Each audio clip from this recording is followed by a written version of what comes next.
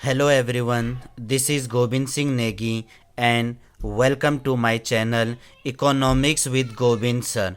So student, today we are going to discuss the another subtopics of national income is method of calculating national income.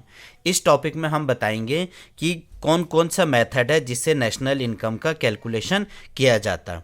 From examination point of view this topics consist of 6 marks. Exam के हिसाब से देखेंगे तो आपके paper में जो question number 17 होगा, हमने आपको बता रखा है 17 क्वेश्चन हमारे माइक्रो इकोनॉमिक्स के हैं और 17 क्वेश्चन हमारे इंडियन इकोनॉमी के हैं।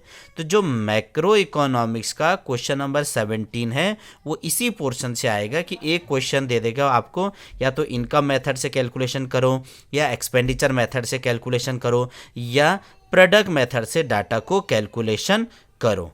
तो जब हम नेशनल इनकम का कैलकुलेशन करते हैं तो there are 3 methods for calculating national income.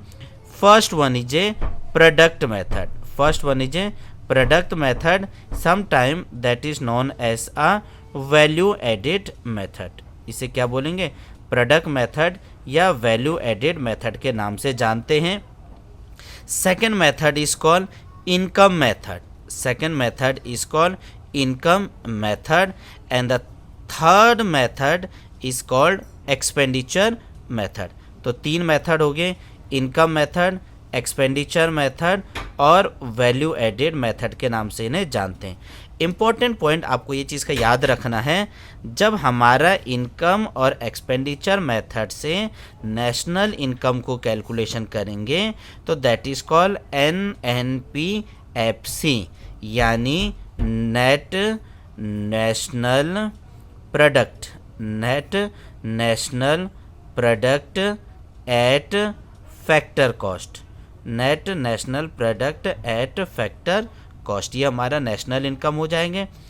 और वही चीज़ जब हम प्रोडक्ट मेथड या वैल्यू एडेड मेथड से डाटा को कैलकुलेट करते हैं तो दैट इज़ कॉल्ड NVAFC। क्या बोलेंगे?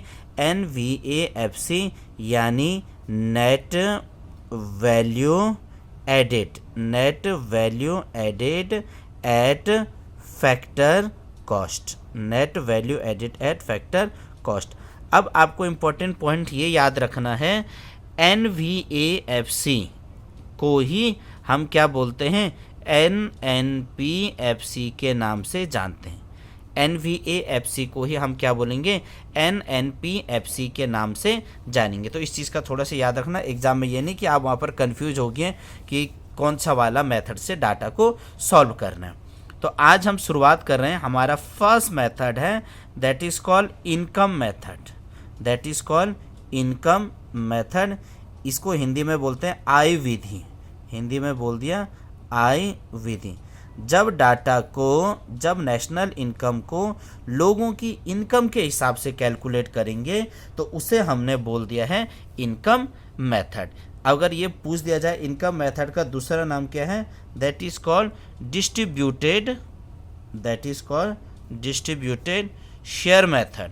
That is called distributed share method और फैक्टर पेमेंट मेथड के नाम से भी इसे जानते हैं। फैक्टर पेमेंट मेथड के नाम से भी इसे जानते हैं। तो 2 मेथड हो गया, डिस्ट्रीब्यूटेड शेयर मेथड बोल दिया या फैक्टर पेमेंट मेथड बोल दिया, तो दोनों मेथड हमारा सेम है। अब यहाँ पर जब हम इनकम मेथड की शुरुआत करेंगे तो आपको याद रखना है कि इसकी शुरुआत आप हमेशा करोगे NDP-FC से। किससे शुरुआत करोगे? NDP-FC। NDP-FC को ही हम बोलते हैं डोमेस्टिक इनकम। NDP-FC को ही क्या बोलते हैं? हमारा डोमेस्टिक इनकम। कभी कभी पूछ देते हैं what is domestic income and what is national income. तो नेशनल इनकम हो गया हमारा NNP-FC और डोमेस्टिक इनकम हो गया हमारा NDP-FC, यानी net domestic product. Net domestic product at factor cost. Net domestic product at factor cost. तो ये एनडीपीएफसी का पूरा नाम हो जाएगा। तो एनडीपीएफसी का हमारा फॉर्मूला क्या बनेंगे, first one is a mixed income of self employed, mixed income of self employed. ऐसा इनकम जो बंदा खुद करते हैं और उसके बदले उसे पैसा नहीं मिलता है, कोई भी उसकी वैल्यू वगैरह नहीं है। मिक्स्ड इनकम का मतलब सेल्फ, जो भी हमारा लैंड हुआ, लेबर हुआ, कैपिटल हुआ, एंटरप्रेन्योर वगैरह, वो हम अपने घर के अंदर काम करते हैं, अपना बेनिफिट्स के लिए काम करते हैं, उसे बोला हुआ है mixed income of self employ, जिसका कोई प्रॉपर सेटलमेंट नहीं है कि भैया ये वाला चीज़ें हमारा मिक्स्ड इनकम के अंदर आएगा। तो पहला बोलते हैं mixed income of self employ.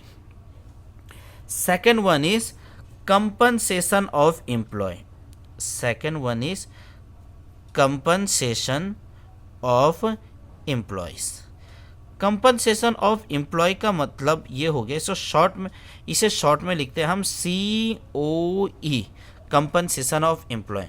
कि जब हम कहीं पर काम करते हैं, किसी ऑफिस में काम करते हैं या किसी इंस्टीट्यूशन में हम काम करते हैं, तो उसके बदले जो हमें पैसा मिलता है, कंपनी का या ऑर्गेनाइजेशन का मालिक हमें जो पैसा देगा, that is called compensation of employ.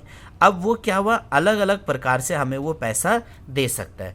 तो कैसे फॉर्म में देगा वो, एक को हम बोलेंगे वेजेस इन कैश, कैश के तौर पर भी दे सकता है। दूसरा हमने बोला हुआ है वेजेस इन काइंड, कैश हो गया, काइंड हो गया। उसके बाद वो हमें सैलरीज वगैरह भी दे सकते हैं, प्लस वो हम वहाँ काम करते हैं तो हमें कुछ बेनिफिट्स वगैरह भी देना चाहिए, that is called social security benefits. कहीं पर हम काम करते हैं, वहाँ पर हमारा EPF करते हैं, ESIC वगैरह करते हैं, ग्रेजुएटी फंड्स वगैरह देते हैं कि हाँ भाई आपने यहाँ काम कर रखा है तो इसके बदले आपको कुछ फैक्टर सर्विसेज दिया जाएगा, ताकि वो समाज की, उसे सोसाइटी के बेनिफिट्स वगैरह भी दिया जाएंगे। तो जो हमारा COE है वो बनेगा हमारा वेजेस, सैलरी और कैश और काइंड हो गया, और सोशल सिक्योरिटी बेनिफिट्स। इन चीज़ों को जब हम ऐड करेंगे तो वो चीज़ें बन जाएगा हमारा compensation of employ. And the third one is that is called operating surplus. Third में हमने क्या बोला, ऑपरेटिंग सरप्लस। ऑपरेटिंग सरप्लस का मतलब वो इनकम जिस पर हमने एक बार में पैसा इन्वेस्ट कर रखा है और बार बार हमें उसका आउटपुट देखने को मिल रहा है, that is called operating surplus. इसके अंदर आपको नॉर्मली पता है, जैसे आ जाएंगे रेंट, इसके अंदर आ गया हमारा इंटरेस्ट, इसके अंदर आ गया हमारा रॉयल्टी, इसके अंदर आ गया हमारा प्रॉफिट। तो देखो जो चीज़ें हैं, हमने क्या हुआ कि एक बार घर बना रखा है, तो घर बनाने के बाद बार बार हमें उस पर क्या मिल रहा है, रेंट मिल रहा है, किराए मिल रहा है। यानी इन्वेस्टमेंट एक बार हो रखा है और उसका पैसा मुझे बार बार मिल रहा है। मैंने बैंक में कोई पैसा रखा इंटरेस्ट के तौर पर, मुझे बार बार उससे बेनिफिट्स वगैरह मिल जा रहा है, ब्याज मिल जा रहा है। रॉयल्टी, रॉयल्टी मतलब शाही तौर पर, जैसा पेरेंट्स हो गया या कॉपी राइट्स वगैरह हो गया, लेजर राइट्स वगैरह हो गया, या आपने पेटेंट वगैरह कर दिया है, तो रॉयल्टी आपको ज़िंदगी भर मिलते रहेगा जब तक वो फैक्टर्स चल रहा होगा, जब तक वो चीज़ों का प्रोडक्शन वगैरह हो रहा होगा। और next one is a profit. भैया फ़ायदा तो आपको पता है, कहीं भी आप काम करोगे उसके बदले आपको कुछ ना कुछ फ़ायदा वगैरह मिल जाता है। तो आपने क्या करना है, MI मिक्स्ड इनकम, COE और OS, इन तीनों को जब आप प्लस करोगे तो बन जाएगा हमारा NDPFC। थोड़ा सा आपको एक चीज़ याद रखना है, जो हमारा प्रॉफिट है, जो हमारा प्रॉफिट है, प्रॉफिट के भी 3 पार्ट्स में हमने इसे डिवाइड कर रखा है, फ़ायदा के 3 पार्ट्स में डिवाइड कर रखे हैं।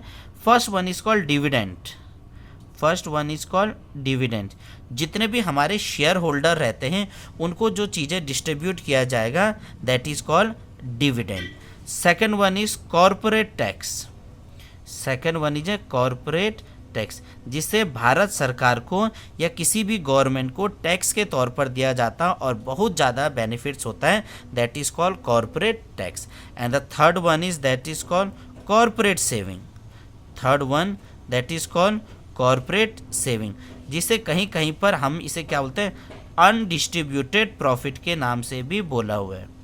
थर्ड में हमने इसे कभी कभी क्या बोला हुआ है, अनडिस्ट्रीब्यूटेड प्रॉफिट, ऐसा फ़ायदा जो अभी बटा हुआ नहीं है उसे हमने क्या बोला, अनडिस्ट्रीब्यूटेड प्रॉफिट। यानी dividend, corporate tax, corporate saving या अनडिस्ट्रीब्यूटेड को आप प्लस करोगे तो बन जाएगा आपका प्रॉफिट, और रेंट, इंटरेस्ट और रॉयल्टी के साथ प्लस करोगे तो ऑपरेटिंग सरप्लस, सीओई प्लस करोगे और एमआई प्लस करोगे तो बन जाएगा हमारा एनडीपीएफसी। तो ये हमारा इनकम मेथड का फॉर्मूला है। आप इसे याद कीजिए, लर्न कीजिए, कॉन्सेप्ट के बेस पर समझने की कोशिश किया कीजिए। नेक्स्ट वीडियो में हम इसके आपको कैलकुलेशन कराएंगे, क्योंकि यहाँ से मैंने आपसे बोला ये 6 नंबर का क्वेश्चन आपसे परमानेंटली पूछा जाता है। वीडियो पसंद आए तो लाइक करना और बच्चों को भी शेयर कीजिएगा।